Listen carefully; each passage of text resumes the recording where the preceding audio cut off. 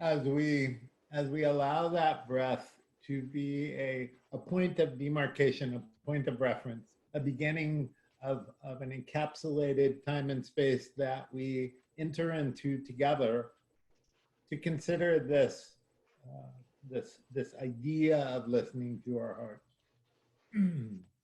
Because we are aware of the power and the strength that our hearts embody, we know that during this time, simply the invitation, the inquiry, um, starts a process of response. And so I'm knowing that somehow, as a result of this time, of this inquiry, of this conversation, we leave somehow different than we came. That we invite something forward that contributes to our navigation of life from this point forward. I open to the good. I bless this time. I know it to be good. And so it allows me then to let that gratitude be a receptive vehicle, a receptive method. I'm grateful in advance for all that shows up tonight. Knowing it to be good, I bless it. I give thanks for it. I let it be. And so it is. So it is. Amen. So blessed be. Welcome everybody to Wednesday evening. Our topic tonight being listening to your heart. And this afternoon at some point, I sat down with myself and I thought, so what is it that you're feeling these days? And what I realized was that at least today, it's not particularly clear. There is a degree of disorientation that's kind of crept into my thinking, my worldview. The environment that we find ourselves in is shifting and changing and moving almost on a daily basis. It feels like in actuality, a lot faster than that, a lot more frequently than that. It's we're in the midst of co-creating whatever is yet to come, this next season ahead of us. But in the meantime, it can leave us feeling this disorientation. And what do we do with that? Where do we go with that? It's a contemplative, inner focused kind of time. And perhaps the response that I got is if I'm feeling disoriented, to do exactly as Dr. Holmes invited us to do in the reading that we used in the meditation, and I'll read it to you again.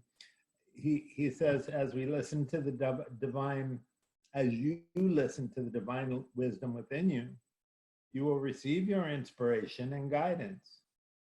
Be still and know is the secret of guidance, as it is of every problem of life. A perturbed mind, he says, can never get the correct answer. A stilled mind always can, because the answer comes from the God within. Well, for me, the surest way that I know to begin to still my mind is meditation. In fact, I found myself during our meditation tonight wanting to share my experience of it with you verbally.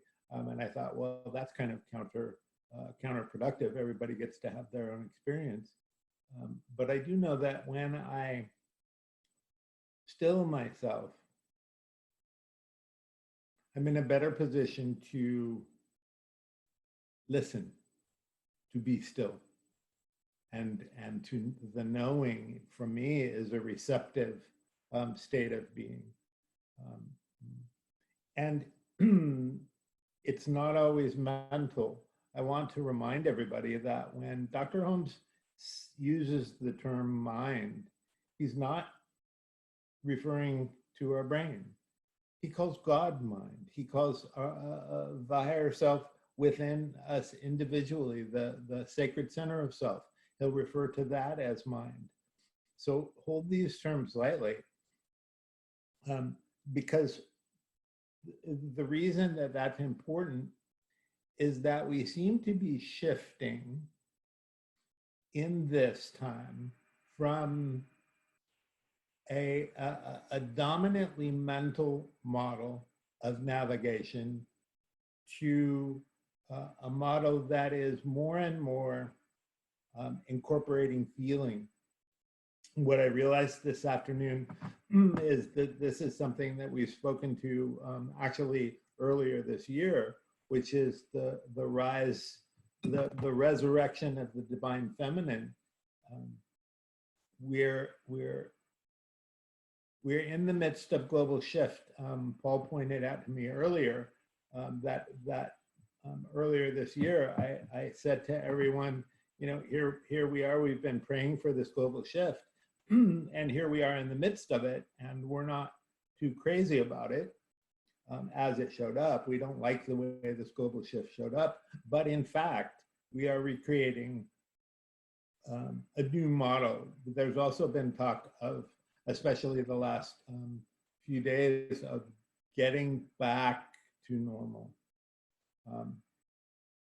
There is no getting back to normal. There's moving forward and co-creating a new normal. And I believe that that's what we're in the midst of now. And so it requires then, or it invites everyone to do their own work. And so the questions that came to my mind for us to consider tonight is what are we feeling currently? I think it's helpful to get some clarity and to have a conversation about it and allow whatever it is that we're feeling to be okay. Allow where we are to be where we are without judgment. We've never been here before, ladies and gentlemen. We can be very gentle with ourselves as we find our way through this. And once we have a sense of where we are, in my case, disorientation, and what am I seeking to experience instead? Well, in my case this afternoon, what I was seeking was an experience of the knowing that we speak to when we say be still and know. When I am aware, and I'm not talking mentally aware, I'm talking viscerally aware. When I'm aware of the presence and the divinity of all things, my anxiety, my disorientation falls away because I'm reminded of what I have forgotten, you see.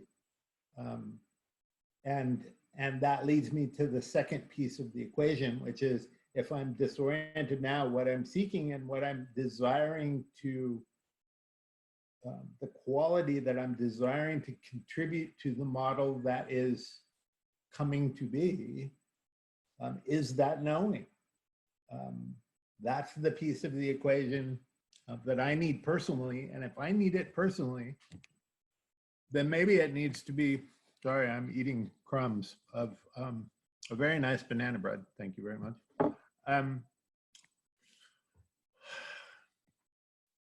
If I can know where I am and know where I am seeking to move in the direction of, then it allows me to do two things. One is surrender and not fight what's going on in my mind and heart and body and soul. I'm disoriented and that's okay.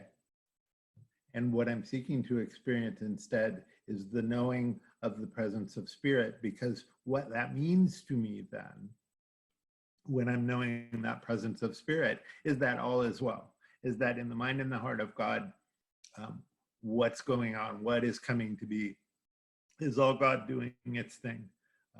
There is a falling away of what no longer serves us. There is a co-creation of what is wanted and needed in our culture these days, and those things are becoming clearer and clearer to us, which is great, but it's not fun. It's great, but it's not always fun. I think the more that we talk about it, though, the more that we normalize it, the more that we allow ourselves to be where we are and allow ourselves to be, here's the other piece of it. that I was thinking about this afternoon. We spend so much time trying to fix ourselves or become something that we're not. I think that this time could be an excellent opportunity for us to become acquainted with this exquisite thing that God created, which is the self. Can we be our own sacred witness, the way that we witness and love and support each other? Can we do that for ourselves? Can we honor the divine that created us, that seeks to celebrate life as us exactly as we are and exactly as we are not? So that's what I've been thinking about this afternoon. Following our hearts. What was our topic? Listening to your heart. What is your heart telling you now? And what is your heart inviting you in the direction of? Those are the two questions. What is your heart feeling now? And I invite you to be candid and let's be careful with each other, and maybe not respond so much to each other's feelings. You know what I mean? The crosstalk thing. I want it to be super safe tonight because I want you to be able to say in public, if you want, that you're disoriented or you're sad or you're whatever it is that you are. And we will witness you and we will love you right where you are. And then the invitation is, okay, great. Now you know where to start. And I'm very interested in what you want to move in the direction of. So that's what I've got tonight. I would like to open this up for conversation. And so whoever would like to lead us off with a comment or a question or anything that I said that resonated with you or struck you as sideways, now would be the time. Thanks, Constance.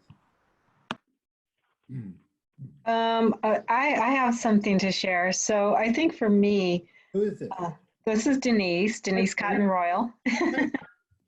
Denise, you're here. Hey. And I think for me, I'm really just in awe. I feel like I'm in the eye of the storm.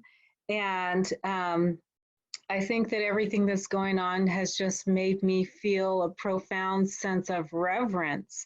You know, it's like, you know, in the Black families, we talk about Big Mama snatching you up by the wrist and telling you to sit down and be quiet. And so it kind of feels like Mother Nature just snatched us all up and said, sit down and be quiet and listen, you know, listen and know that I am God. And yeah, I feel a sense of profound reverence beyond what it is that I understand. And it's caused me to reflect and to be silent and to be grateful and to be very conscientious of taking care of others. Can I ask you a question, Denise?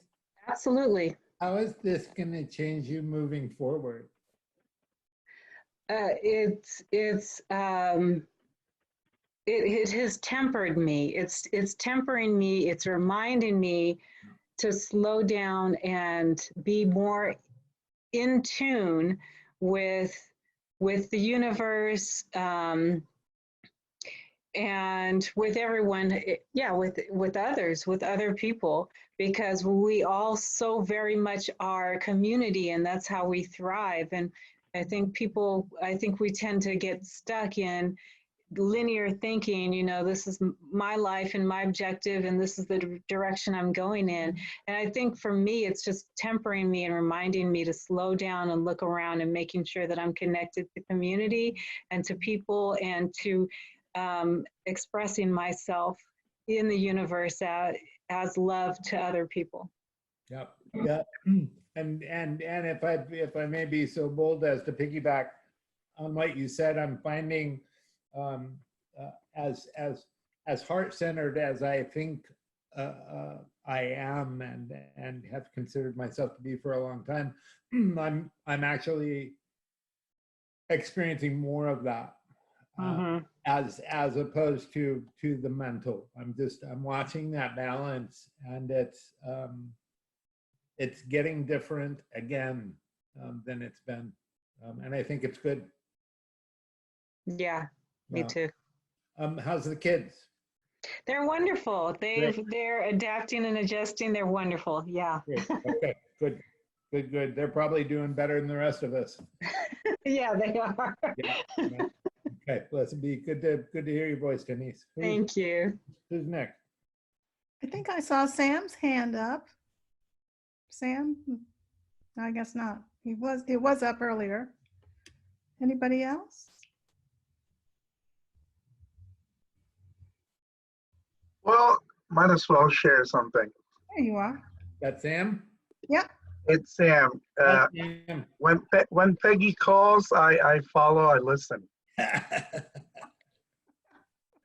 That's one thing I got from a blessing I received from the last class, 5 Gifts of Abundance. Thank you. So what's happening? Well, so I work in healthcare, and it's been quite a challenging experience. Having been tested positive and been on quarantine for 2 weeks, and then retested and got negative, and then went back to work, and seeing that the new normal is having a residents being tested positive and having different levels of sickness and injury and mental status. So what am I taking out from this experience is the tenacity of the human spirit and deep, deep gratitude and awe of the many men and women who fight, both consciously or not, for their lives in different stages of physical, mental, and social capacities. And I see myself being a part of that piece of the whole scenario, and grateful for that experience. So I'm taking away from this whole COVID experience is what's next? What's new? I'm paying attention to dreams. And I need to put a notebook next to my bed, and hopefully I'll remember them when I wake up.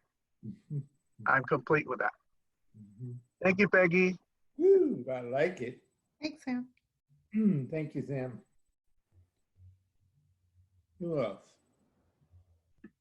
So I just want to say that although I'm willing to accept that we're not going to get back to normal, I yearn to hug you all again.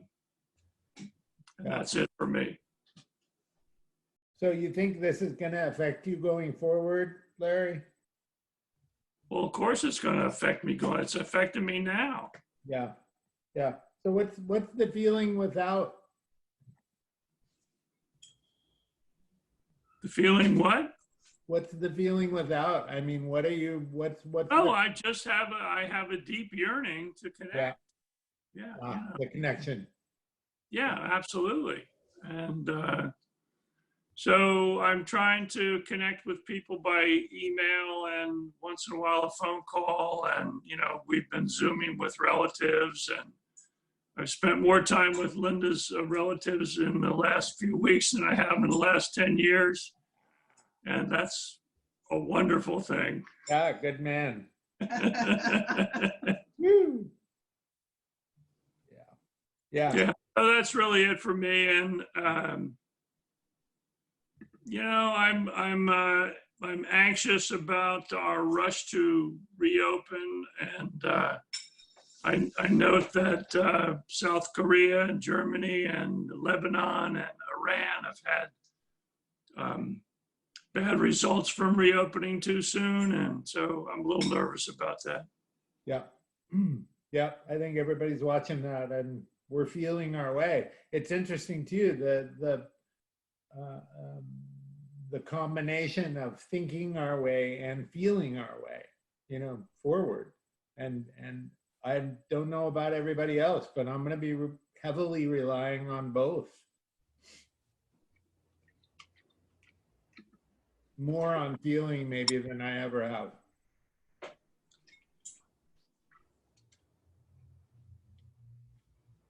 Who's next? Maggie? Maggie? Turn on your mic, Maggie. I'm afraid I just got on, so I don't know where you are, except that I think I heard you saying that you are, how is this going to impact or We're talking about what we're feeling currently and what we're wanting to be feeling going forward.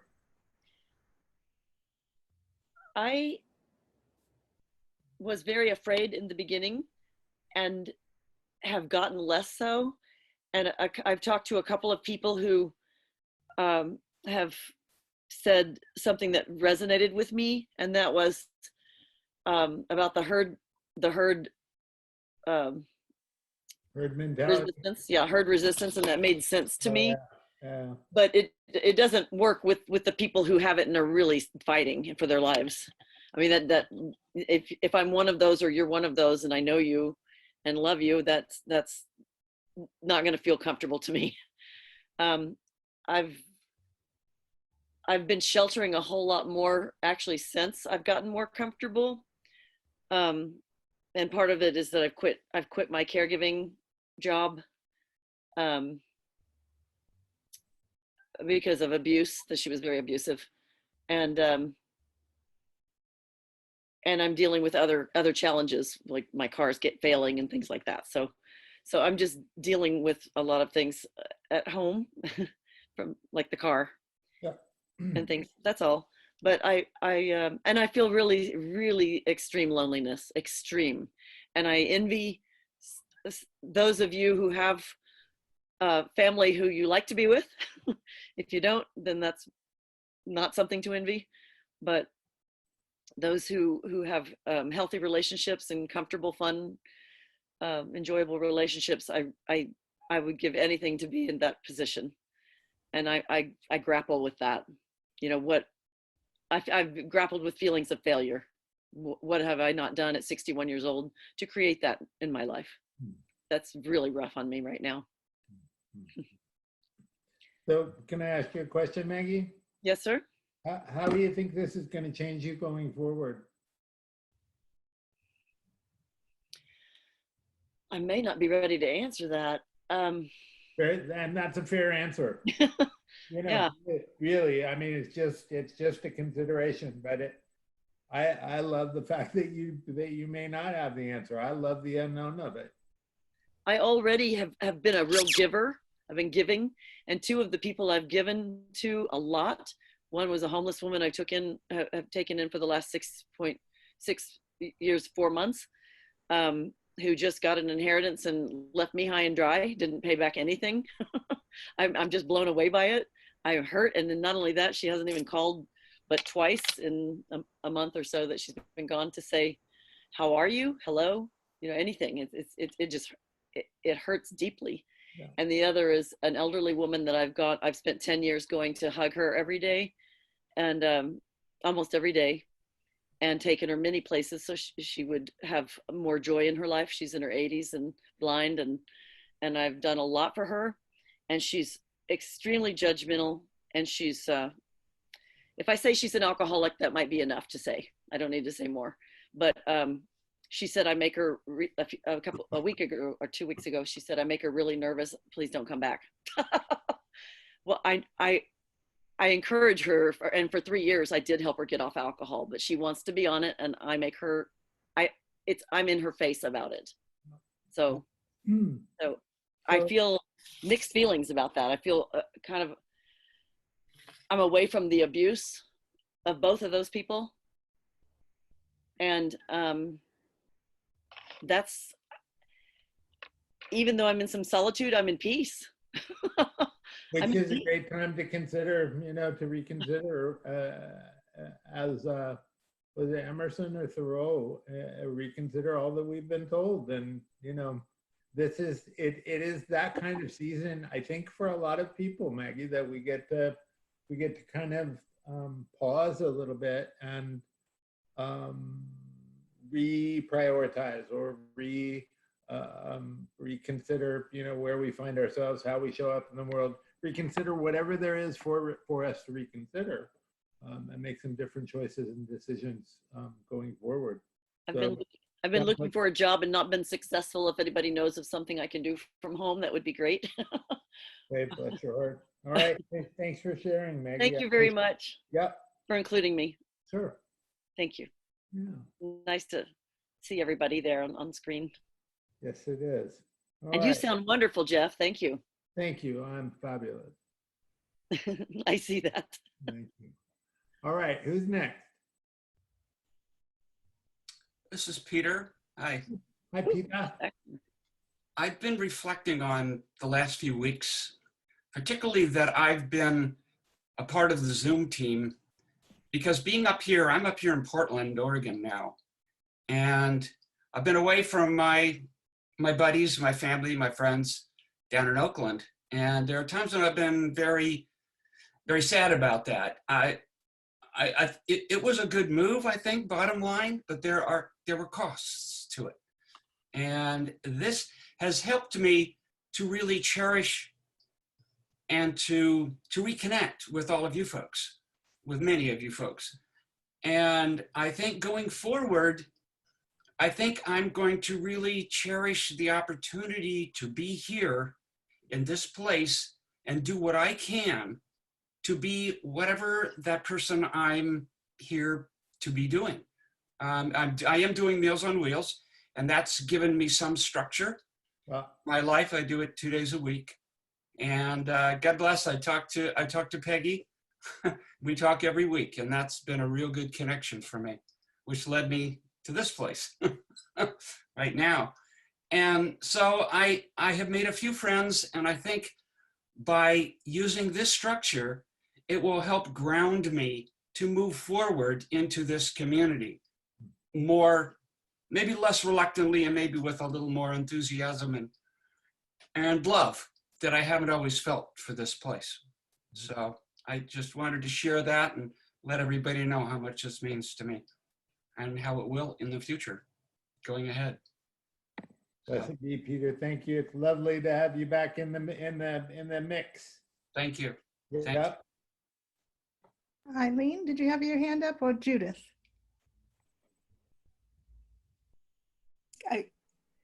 I just put my hand up. Okay.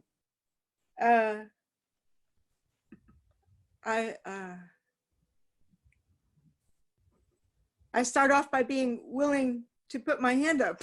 I'm grateful for that.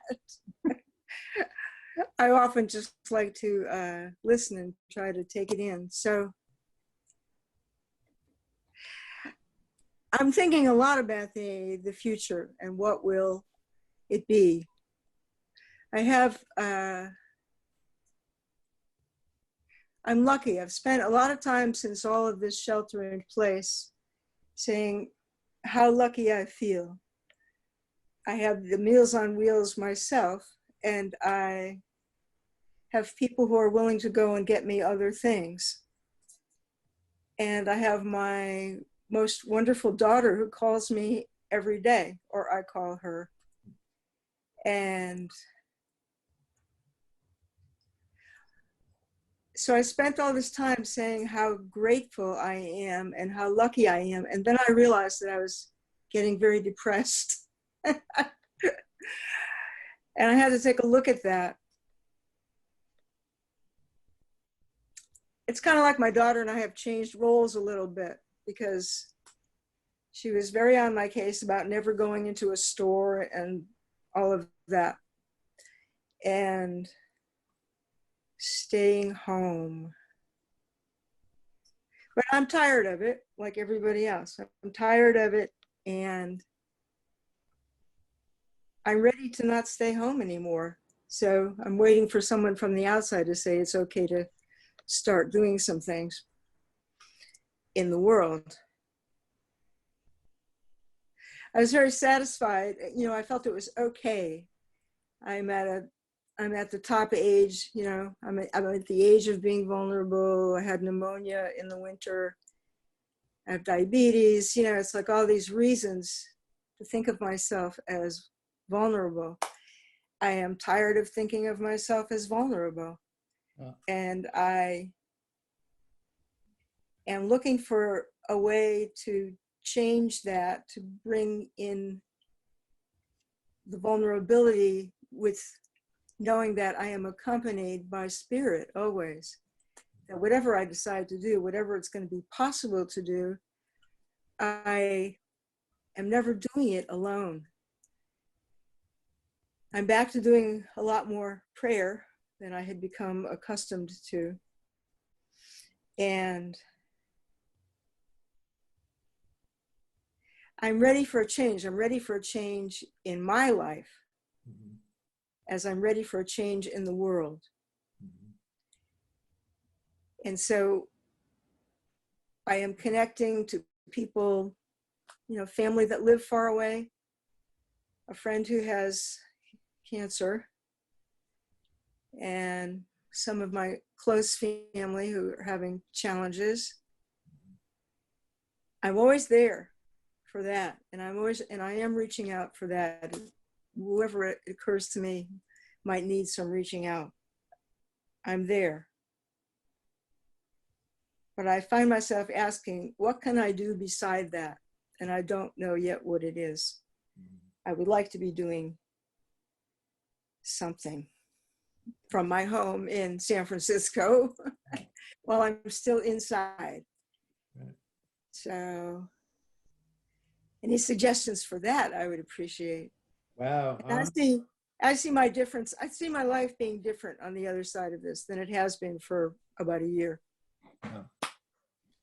And just that, I mean, just that is such a poignant invitation, you know, to the divine within, to that divine intelligence. You're open and receptive and ready. It's a wonderful place to be. I mean, it's not comfortable, but it's wonderful. Yeah. Thank you. I'm happy for you, Judith. I mean, I know it's I know it's a tough path, you know, that sometimes we have these seasons that are not fun and not easy, but if it leads us to a place like you find yourself, you really feel like you're on the front end of something significant. You also made another point, if I may, and that is that we are capable of feeling a lot of different things concurrently. That's it. You know, so I think the invitation is, don't be confused by yourself. You know, allow this stuff and invite this stuff, and if you need somebody to bounce off of, you know, there are people available for that. You know, I'm doing that as well. Yeah. Fabulous. Okay, you're on a good track. Thank you. Right. I'm glad to hear from you. I'm glad you joined us tonight, Judith. Thank you. Thank you. Who's next? Elena? I was just saying that, but right before this happened, everything in the universe seemed to be telling me I needed to slow down, and inside I was really wanting to slow down. Elena, would you turn your mic up just a little bit? I may or may not be able to do that, Reverend. Right. Okay. I'll check it real quick. Yeah. I'll lean in. I am. I'll yell. Okay. So the universe seemed to be telling me to slow down. Everything in me wanted to slow down. Slowing down my outside life, sort of like turning the Titanic. And then all of a sudden, all around me, the world came to this screeching halt. Wow. It's not that I've been less busy or experiencing that spaciousness everyone talks about, but all the extraneous stuff has gotten stripped away. I'm able to just like really focus on exactly what seems most important to do right now. which has really been nice. But one of the things I'm looking at is not the stuff I miss, like being able to give people hugs and, you know, those sorts of things. But what am I not missing? Like, What? I'm sorry? what am I not missing? Great question. Yeah. What do I not want to bring into my life when we start opening up again? And some of those things I'm feeling very ambivalent about. Schlepping on BART is not an experience I'm missing, even though I've been for years very attached to having that San Francisco office. So I think I'm going to start making a list of things I don't want to carry into the new normal, whatever and whenever that is. That's all. Sherry, and then I'd like to welcome Sage after Sherry. That's great, Elena. Thank you. Thanks. Hi. Yeah. Hi, Sherry. Hi.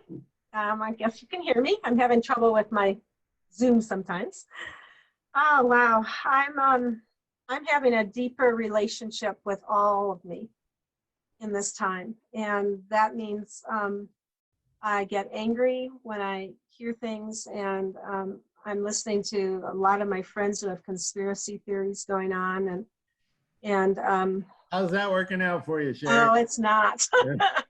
It's just it's not. And as a matter of fact, I have withdrawn even more into this quiet time in a very peaceful way, because I don't want to engage with them, and I found myself getting really angry and engaging, and so I pulled back, and I'm finding that I'm really an introvert, and I thought I was always out there doing things, and now I'm finding, wow, I like my own pace, and I like just fiddling with my animals, and I like being on the porch putting a few flowers in and watering them in the morning, and not engaging with the madness, and I have been engaging with it, but I'm rectifying that. But I just want to read 5 little lines from Rudyard Kipling, that's hard to say. It's how my friend sees me, and it's called If. And he said, if you can keep your head when all about you are losing theirs and blaming it on you, if you can trust yourself when all men doubt you, but make allowance for their doubting too, if you can wait and not be tired by waiting.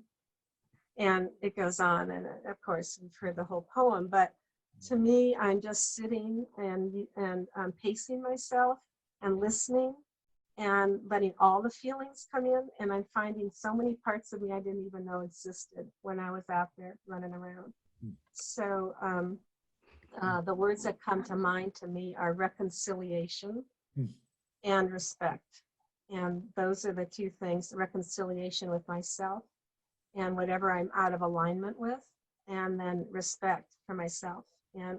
And that's coming in ways that are surprising, like all the ways from food choices maybe to I'm organizing my little space, and I have been organizing it for quite a while. And last night I took everything out, all the food out of the cupboards, and left it in the middle of the kitchen floor.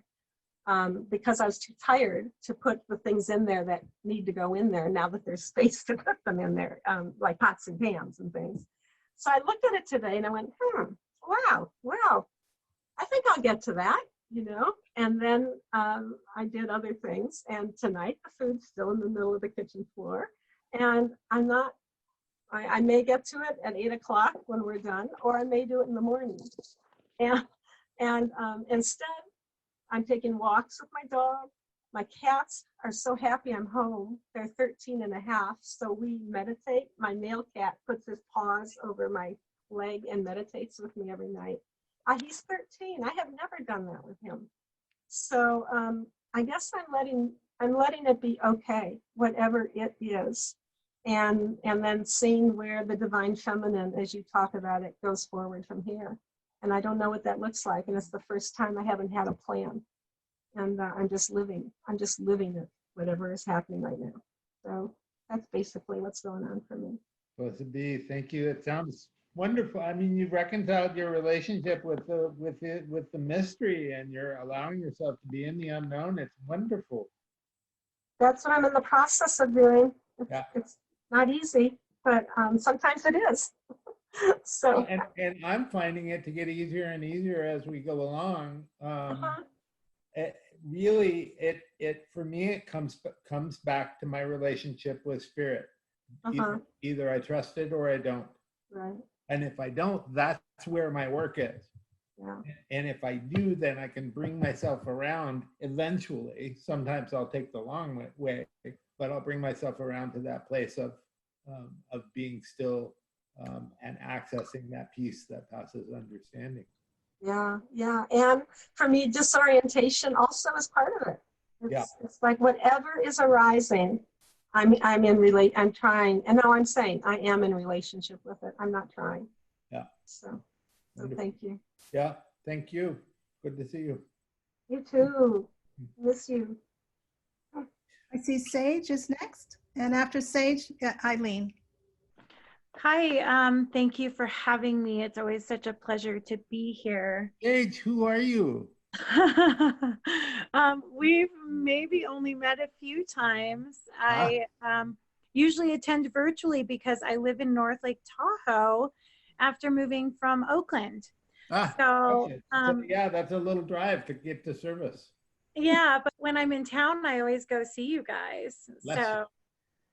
Yeah, and when I'm here, I still connect with all your musicians and your wonderful voice and face and community and everybody. You guys have been so welcoming, and you've really helped carry me through a lot of interesting times, which we are also in right now. Yes, we are. Well, I'm glad you could join us tonight, Sage. What's on your mind? Yeah, so I love that I'm kind of following what she said, echoing her relationship with the divine mystery, because I feel like that relationship is what I've been working on most. Like, what is my relationship with uncertainty? And how can I physically embrace and embody my personal preferences in the present moment without being too stubborn or without having a tantrum, and kind of holding myself gently if I am having a tantrum, and recognizing that that too is also a tool for emotions to be released, for growth to take place, and really just following my level of presence with everything that comes up. And I feel like I'm probably more comfortable than some being alone, because I live in a pretty rural area and I have 2 small children. But this is a unique struggle. And I'm so glad that it's a collectivity that I can tap into, because it is always a collectivity that we should be tapping into. And that's what brings me back to Science of Mind over and over and over again. So it's really been grounding me is kind of recognizing my own patterns of distraction or procrastination, even still, and then giving myself small allowances, and really honing in on those rituals and daily rhythms and routines that provide some guidance and cadence and rhythm to my days, which seem like volumes sometimes. So kind of learning to set boundaries with time, and benchmarks or bookmarks, like at the beginning of the day, at the end of the day, at the middle of the day, or kind of whenever I sense my energy dropping. So I'm hoping that made sense, and I'm so glad to be here. It's great to see you all, and thank you for being here. Blessed be. Thank you for being here too, Sage. We've got a few minutes for another person, or maybe 2. Eileen was next. Hi. Thank you so much for the Eileen. topic. Hi. This has been a really interesting time for me, and I have to say, I'm really surprised at my reactions and how I've come through it. I'm a pretty anxious person, and I have had really moderate anxiety throughout this whole process. And I think the thing that's really come up for me is profound gratitude. You know, this situation has simplified or clarified a lot of things in my life. Really being able to see things, I've been able to slow down. I mean, I'm still working, and you know, I'm not less busy, but I'm able to react to frustrating situations at work differently. I've been doing a lot of breathing, you know, which is, it's been wonderful. I've really slowed down, which is major for me. I mean, little things like I live way up in the hills, and, you know, I spent a half an hour on my deck watching a stellar jay the other day, you know, because he was such a beautiful blue color. And there's been a lot more animals in, you know, the surrounding area. I've been spending a lot more time hiking in the park because I just want to be outdoors. You know, I'm really grateful for this community because I've been able to stay connected, to go to all the services, you know, staying connected to my prayer partner. And I feel very, very lucky to, you know, live with my best friend, my partner, you know, who makes life easier in this situation. And I've gotten to spend a lot of time with my son and his girlfriend. Those are the only other people that we see. And it's been kind of remarkable, and that relationship is strengthened. I've softened on, you know, a difficult situation with his partner, and we're creating a, you know, a new bond and a growing relationship. I've been able to let go of resentments, and, you know, I do have a degree of fear. You know, unfortunately, I'm a little addicted to the news, and that creates anxiety for me. So, you know, I have to get better at setting some limits on that for myself. But in general, I'm just really, you know, grateful. Even the last thing I'll say is, I find myself, I love to cook. But, you know, as most people, especially living where we do, you have access to all kinds of, you know, food and ingredients and everything normally. Well, I'm not just running to the store for things. As a matter of fact, I don't go to the store. I've been out maybe 3 times in the world. So you kind of make do with what you have. So I've been a lot more creative, which has been kind of fun, and, you know, really appreciative of the things that are available to me. So that's where I am. And I hope going forward that I can hold on to the positive things that have come as a result of this situation in my life, and not just kind of get caught up when, you know, things start to open up and get busier. Right. Sounds like a very hopeful place. That's wonderful. Yep. I'm thrilled for you. Lots of good. Thanks, Eileen. All right, we have time for one more before we cut to Polly to close things up. Did we have one person that was waiting? Beth, Beth, I'm not sure. Did you have a hand up, Beth? I couldn't quite tell. No. Nope. That's it. You look very comfortable there, Beth. I had my hand up. Hey, Bonnie. Okay, hi. I just want to say what I'm feeling. I'm a little bit addicted to the news, which tells a full story. But what I'm feeling, and as you know, I'm working, so I'm out there being a nurse, visiting patients at home. But what I'm feeling the last few days is just a need to help those people that I keep hearing that are unemployed and not having food to feed their children, and I feel that I'm in a place of abundance and just in deep gratitude. and want to share that in some way. Bonnie, I don't mean to interrupt, but have you got a TV or something going on Oh, in the background? well, I'm one of those people that I have a husband that talks very loudly. Those people that are talking about being lonely. There's a price. I can. I can. As long as I know that's what it is, I'll be able to. Well, I can mute myself when I'm not talking. That's all right. Now that I know, I'll engage my own filters. Right. So I'm just saying that I'm just feeling to the point that it really causes me a little bit of pain. It's like, how can I help? How can I give? And I feel that being a nurse, I'm already giving. So sometimes I think, am I using this as a distraction, a diversional activity to think about other people?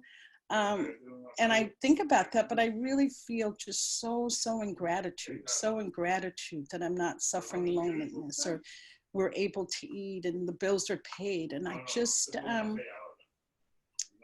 I said, it's just really tugging on my heart to be able to give to those that are in need. Yeah. And it sounds like you do as a matter of course. I mean, it vocationally and otherwise, you're wired for it. Yeah. I was going to say, it does give a lot to me. I mean, it nourishes my soul. Right. Without depleting it. So Bonnie, how do you think this is going to affect you going forward?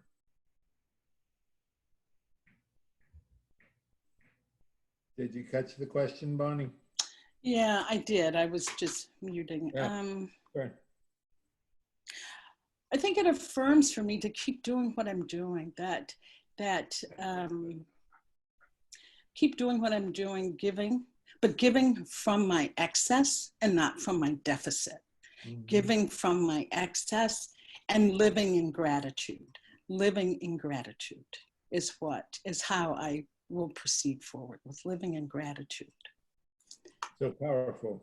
Beautiful. Yeah. And it brings us full circle, reminding us that all that we are, all that we've been, all that we're becoming, all that we think and feel and dream exists within the one thing that is God.